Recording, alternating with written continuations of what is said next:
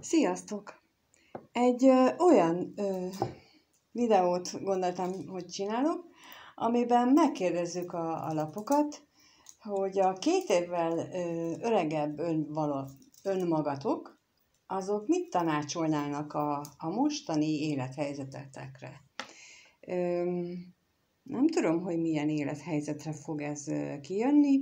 Minden esetre 2 csoportot készítettem ide, és akkor az lenne a kérdés, hogy a 2 évvel öregebb önmagatok milyen tanácssal szolgálna a jelenleg titeket foglalkoztató helyzetre.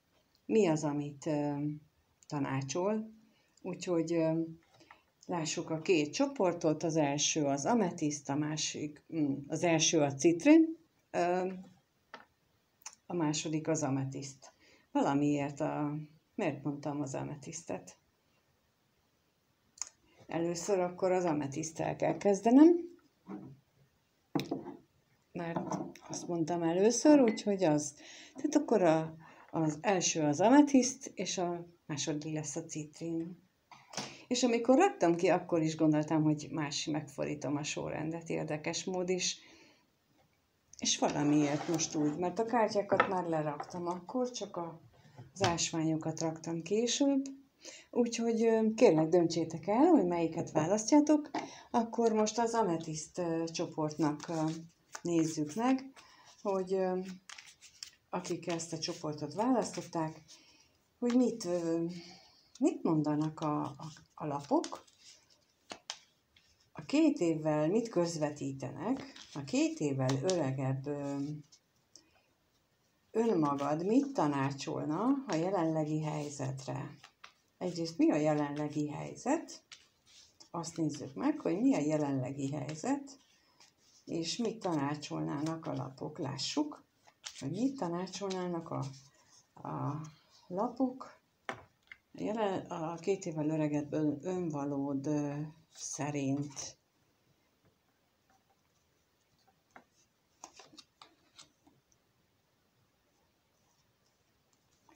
Mit tanácsolnak vajon neked most ezek a lapok?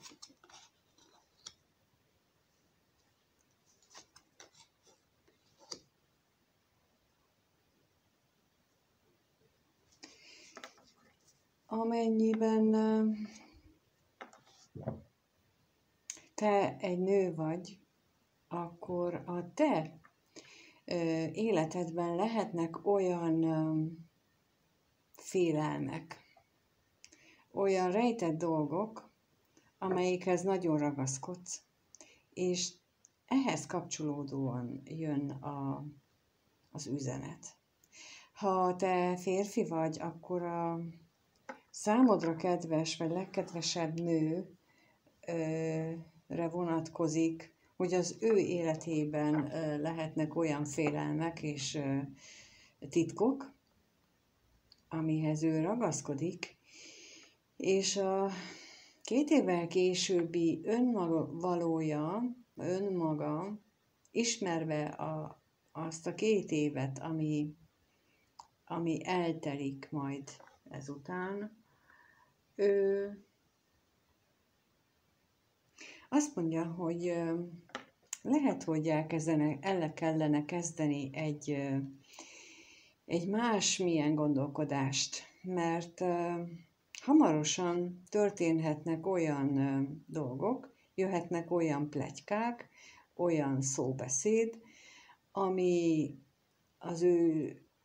a nő kitartását, ha te vagy, akkor a te kitartásodat azt kicsit megingatja, és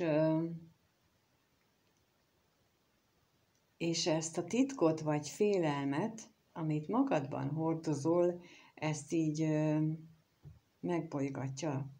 De megkérdezem, hogy mi ez tudhatunk-e meg erről a liliomról, tudhatunk-e meg róla valamit pluszba? A liliom.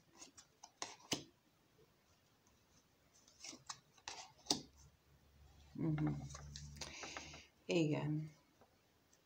És a madarakról. Mit mondanak ők?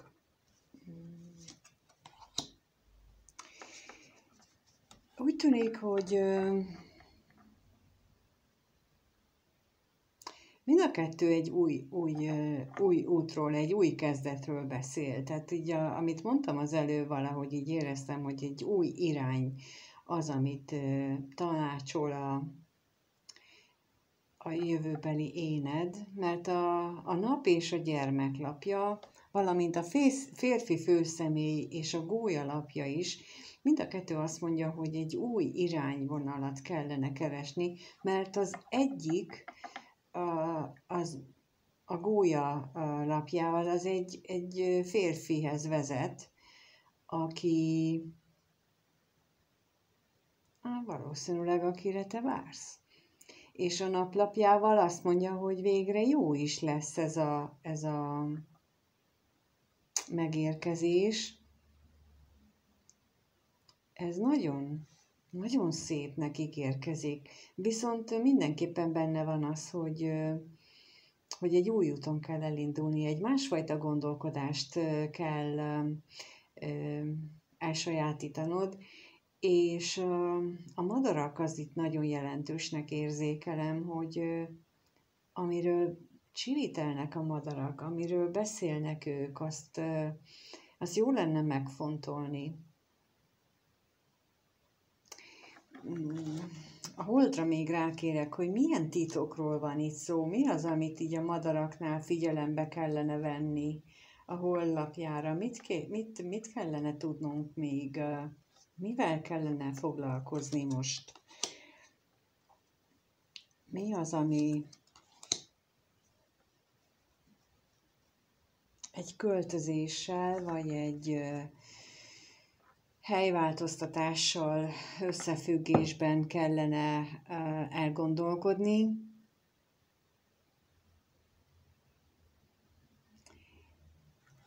Elképzelhető, hogy egyeseknél, akik ezt most nézik, arról van szó, hogy a háttérben, amiről még nem tudsz,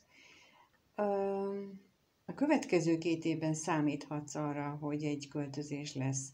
Nem tervezett pillanatnyilag, mert ott van a hűség a kutyával középen, tehát, mint mondtam, elég stabilan kitartasz ott a magad kis félelmeivel, magad kis titkaival, ugyanakkor azt mondja a hajó és a könyvlapja, hogy bizony egy előre megírt költözésnek nagyon megvan az esélye. És ez a költözés, ez az új irányba állás, ez meghozhatja a férfi főszemélyt, azt a változást, ami a férfi főszemélynek a beérkezéséhez vezethet. Nagyon, nagyon szuper. Nagyon szuper, hogyha ez így megtörténik, és ha lesz bátorságunk meglépni ezeket a dolgokat, meg fölismerni ráadásul. Tehát, hogy mikor kell költözni, vagy most kell költöznöm, vagy megvárni, ameddig aztán az élet kiebrudal onnan, ahol vagyok. Szóval azért ez úgy nem mindegy, de az már a toronylapja, amikor az élet kiebrudal onnan, itt pedig még csak a könyv van, és nem a torony. Csak a könyv csak azt mondja, hogy ez így is úgy is meg fog történni, és rajtunk múlik az, hogy belemerünk-e vágni, és rajtunk múlik. Köszönöm, hogy itt vagy. Emlékeztetnélek arra, vagy elmondanám újra, hogy a héten még vasárnapig él az akció, vagy az a lehetőséggel élhetsz, hogy a 2. szintű tagságtól, tehát a kedvelők tagságtól fölfelé számukra egy ingyenes konzultációt adok ajándékba, azért, hogy elértük a 3000-es feliratkozó számot, és örülök, hogyha minél többen éltek vele, a leírást, hogy hogyan tudjátok ezt igénybe venni, azt a tagoknál egy bejegyzésbe közzétettem, úgyhogy fárasztatok le nyugodtan. Köszönöm szépen, mindenkinek minden jót kívánok, és bízom benne, hogy így sikerül minden, ahogy itt van. Sziasztok! Jó, akkor megnézzük, hogy az ametiszт csoportot választók számára mit mutatnak. És megint ametisztet mondok, pedig citrin. Valami nagyon nekem szól itt az ametiszttel kapcsolatosan. Ezen majd el kell gondolkodnom. Úgy tűnik, mert állandóan arról beszélek, pedig a citrin csoport következik. A citrin csoport. Ti mennyire hallgattok a belső hangra, a megérzésre, amikor így választani kell? Szoktatok olyat játszani, hogy ami elsőre így kijön a szátokon? Tehát, hogy így meghalljátok, hogy mondja valaki, hogy ametiszt vagy citrin, és akkor bang, abban a minutumban jön a válasz. És nem gondolkodunk. Tehát, csak ami úgy kijön. És ilyet szoktatok játszani? Én igen. Csak azért kérdezem. És én nagyon élvezem ezt a játékot, bocsánat. Még mindig ilyen játékos vagyok. Jó. Akkor, szóval ez szerintem az, amikor az ember az intuíciójára hallgat, mert akkor az úgy jön reflexből. És nekem teli találat szokott lenni. Akkor megnézzük, hogy a citrin csoportot választóknak mit üzen a 2 évvel későbbi énjük, önmaguk, hogy mire számíthatnak, illetve a jelenlegi helyzetükben mi lenne a tanácsos számukra.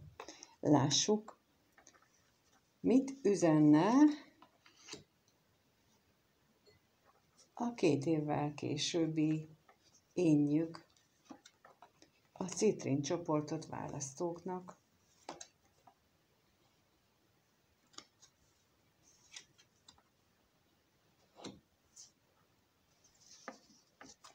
Ezek a lapok a császárnő, a béke lapja a kardok 2-esével, a hiába valóság a kardok 7-esével, a hatalom lapja a korongok 4-essel, és a korongok ásza a végén. És ezekből nekem most az jön, hogy alapvetően az a tanács, hogy állj bele végre a császárnői mi voltodba, állj bele végre abba a női mi voltodba, aki képes beengedni az élet áramlását, beengedni az érzelmeket, megengedni magadnak, hogy csak úgy történjenek veled a dolgok.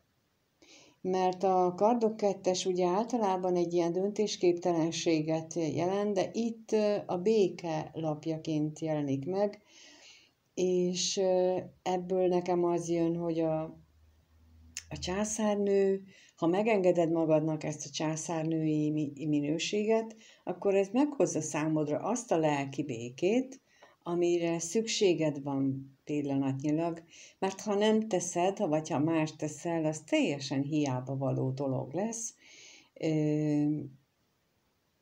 nem hoz eredményt.